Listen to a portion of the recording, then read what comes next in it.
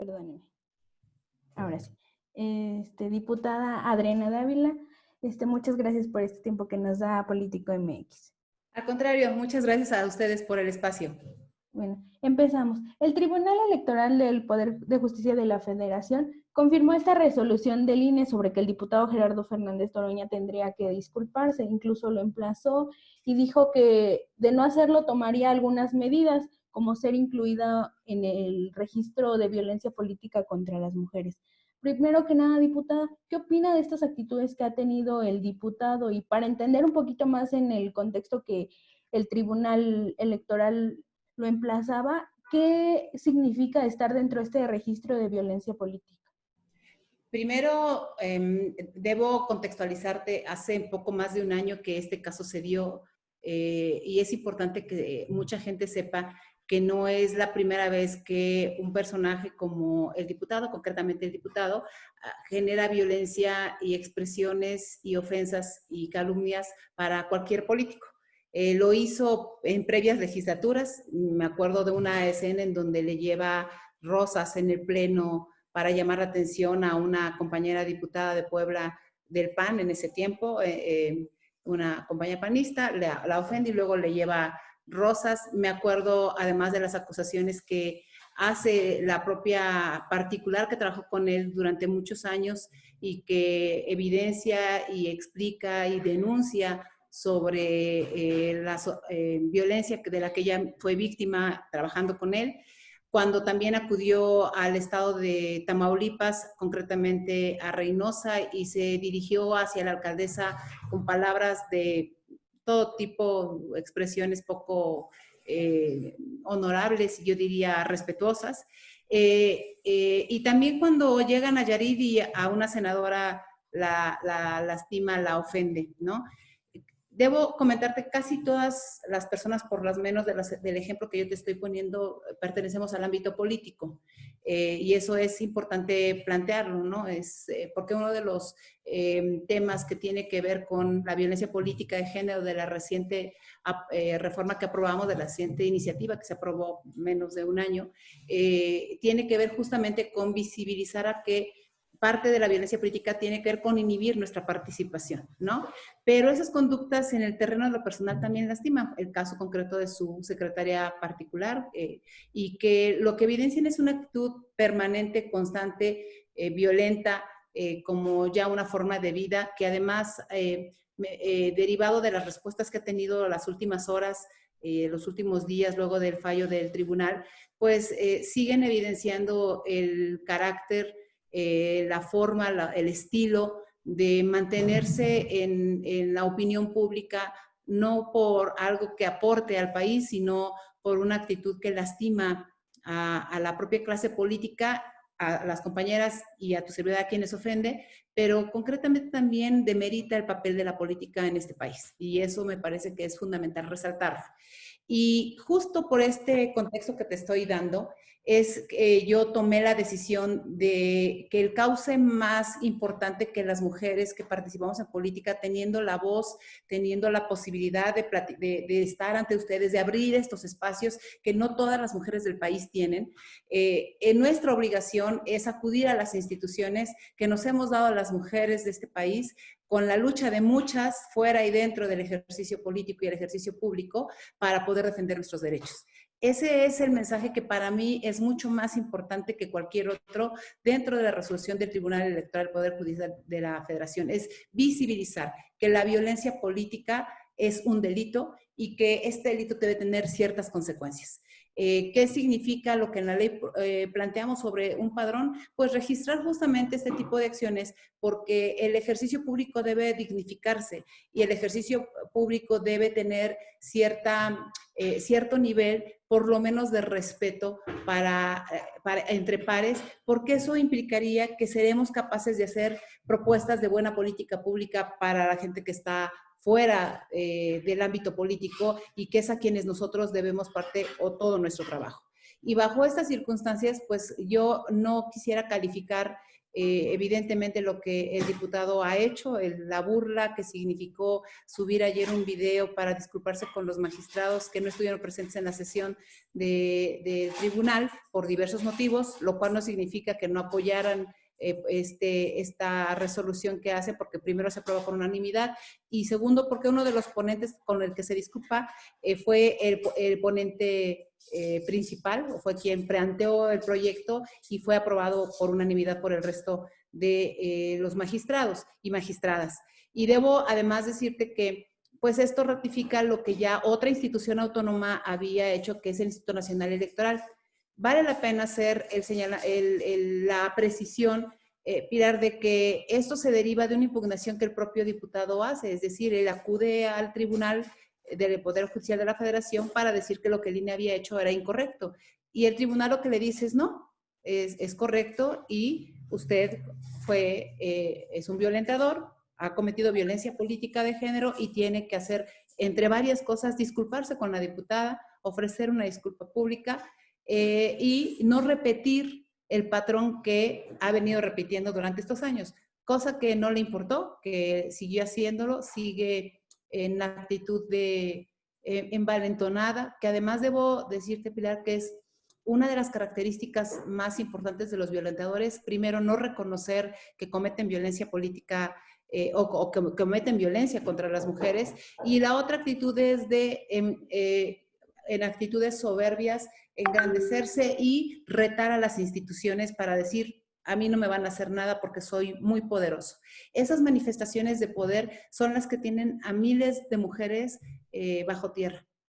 Son las manifestaciones de violencia que fueron aumentando poco a poco y que ocasionan la muerte de muchas mujeres. Las que participamos en política tenemos que evidenciarlo, porque es, creo, nuestra obligación hacerlo, porque de permitirlo, de no acudir a las instituciones, de dejar que esto se normalice como se ha venido normalizando, entonces estaremos siendo cómplices de todo lo que venga en adelante y de todo lo que pueda suceder en adelante para el resto de las mujeres que no tienen la misma posibilidad que tengo yo de tener acceso a tu medio, de tener acceso a un micrófono, de tener acceso a otros medios de comunicación y visibilizar lo que significa la violencia. Esto no es por mí, no es por Adriana Dávila. Llevo 24 años haciendo política y lamentablemente parte de los ejercicios que se han hecho normales es que para ganar en las contiendas la gente utiliza desde la mentira, la difamación, la ofensa, el grupo de choque que hacen campañas que no predomina la propuesta, sino el ataque. Y eso es lo que ha venido demeritando nuestro ejercicio, nuestra participación. Y yo soy una convencida de que ya no podemos seguir contribuyendo a este tipo de acciones que nos lastiman como sociedad también. Claro, y bien lo comentaba, diputada, ayer en la noche más o menos el diputado ofrecía unas disculpas, pero solo a 2 magistrados, y a usted, como el tribunal lo indicó, no se las daba. ¿Su opinión? Pero además, Pilar, a 2 magistrados por las razones incorrectas. Es decir, el resto de los magistrados fueron lastimados, igual que el INE, es decir, todos fueron descalificados, fueron señalados por hacer su trabajo. Yo creo que eso es importante destacarlo. Y entonces, ese mismo tribunal que ratificó el triunfo del diputado Gerardo Fernández Noroña, en ese mismo tribunal, es al que descalifica cuando no le favorece. Y esto es una práctica muy común en personajes como él, que pertenecen a este grupo de legisladores, ¿no? Que no les importan las instituciones, que quieren verdades absolutas, que lastiman y además banalizan este tipo de acciones, insisto, normalizan la violencia. Imagínate lo difícil que es. Ni siquiera ofrece las disculpas por razones correctas, por un respeto a las instituciones. Por tanto, a mí me parece que esto es el resultado de una burla más, de una conducta que pareciera ser irreverente para permanecer siendo una especie de héroe de aquellos que piensan que la política debe hacerse ofendiendo y gritando y lastimando, y como si fuera un concurso de quién lanza la ofensa más grande hacia el otro en la política. Y eso baja completamente el nivel del debate al que debiéramos nosotros estar exigiendo que se eleve. Claro, y al no ofrecerle las disculpas a usted, diputada, ¿qué sigue? Porque no acató la determinación del tribunal. ¿Cuál sería el proceso? ¿Cree que siga una inhabilitación o qué procede?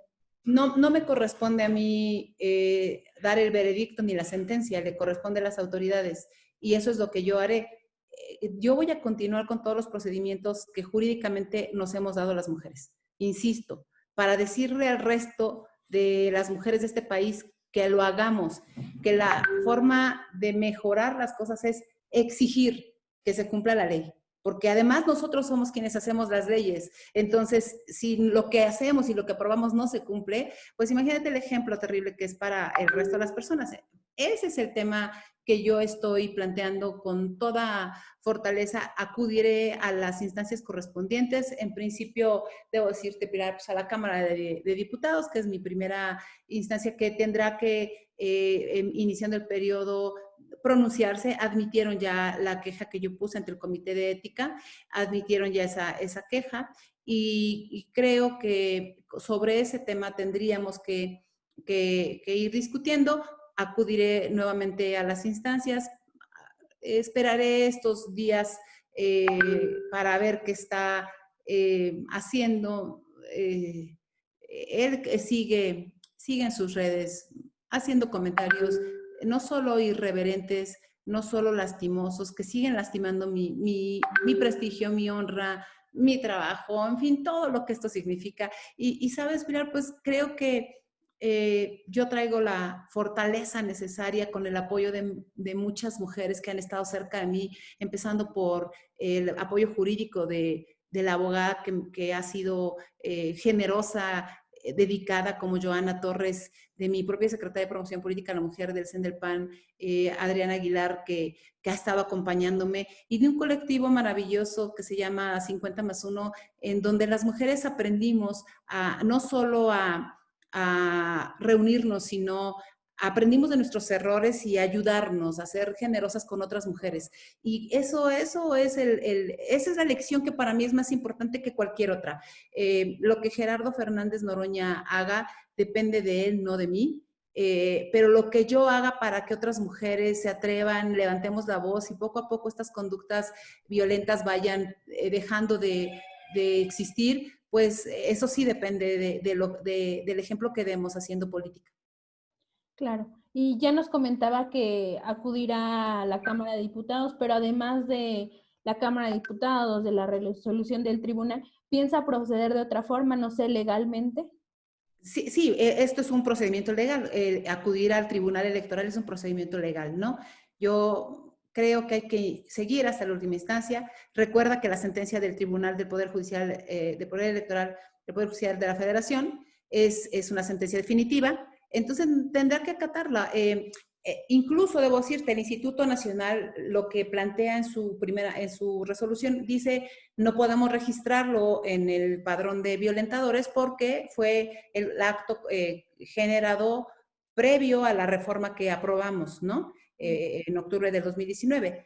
Pero el tribunal dice: de no cumplirlo, lo que está haciendo ya es violencia, justamente con la entrada en vigor de esta ley, que costó mucho trabajo aprobar. Además, debo decirte, Pilar, que tu servidora fue una de las impulsoras de esa iniciativa desde que fui senadora de la República, junto, o más bien apoyando a mujeres valiosas como de todos los partidos políticos, empezando por la entonces senadora y ahora diputada Lucero Saldaña, que empujó con toda esta iniciativa de violencia política de género, en razón de género, y que después pues es aprobada 6 años después de que se presente en la Cámara de Senadores. 6 años después, ahora como diputadas, podemos apoyarla y se aprueba, ¿no? Entonces, él votó un ordenamiento junto con todas nosotras. Él sabe las consecuencias de lo que votó, a menos que desconozca lo que vote. Y yo no entraré en una discusión con él de tipo personal. porque quizás él se imaginó que yo haría lo que el resto de las mujeres hicieron, que fue ignorarlo. El resto de las mujeres ignoraron todas estas cosas, mis compañeras que hacen política, y entiendo sus razones, porque es muy desgastante estar escuchando y repitiendo todo el tiempo que alguien te acusa de algo que no haces, de algo que no eres, que además se repite constantemente ese patrón de lastimarte, porque en todas las entrevistas que tengo te pone nuevamente el audio, las palabras que dice, y es una repetición constante. Y yo entiendo que muchas mujeres digan, ¿por qué necesidad tengo de pasar por esto, no? Yo entiendo que muchas mujeres digan, no le voy a hacer caso. Es más, yo recibí el consejo de varios varones en el 2019 que me decían, déjalo, no digas nada, no hagas nada, porque, ¿sabes qué? Es darle mucha importancia a una persona que no tiene calidad moral, que me daban ciertas características. Y yo decía que no, que eso es lo que tenemos que cambiar, Pilar. O sea, lo que tenemos que cambiar es normalizarlo. No es normal que una persona haga eso. No es correcto que lo esté haciendo. No solo sano, no es legal. Ya hay una ley que lo sanciona. Entonces hay que evitar la impunidad de los actos que hacen las personas. Claro.